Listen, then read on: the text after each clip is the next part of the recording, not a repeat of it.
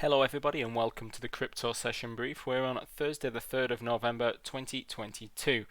Looking at crypto markets today, nowhere near the same size impact on a few of these markets that we've seen on equities, and that's post FOMC I'm talking about.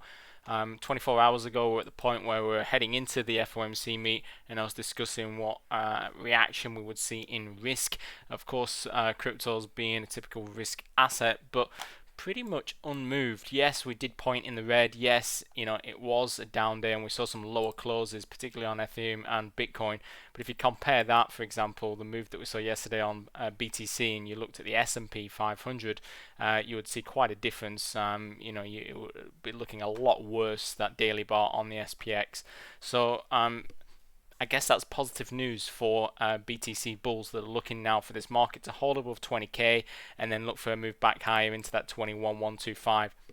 Important that they do this if they're serious about being able to sustain and crack that 21,125 area. Bit of a range trade at the moment for BTC.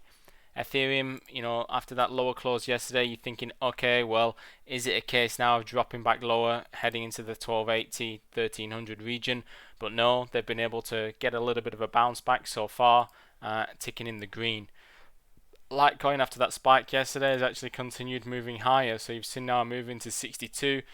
Can this move continue? Quite volatile right now after that breakout of the wedge. We did discuss the potential breakout, but it's been a lot quicker and faster than even we anticipated. So continued move higher. 62, we've moved into 66. It's now a case of getting through this area here. You can see might just get stuck here, and a potential reversal trade could be on the cards. Ripple continues to be unmoved, so I've got nothing else to add there, and I'll wrap up the crypto brief on that note. Until next time, I wish you all the best with your trading. Take care everyone, and bye for now.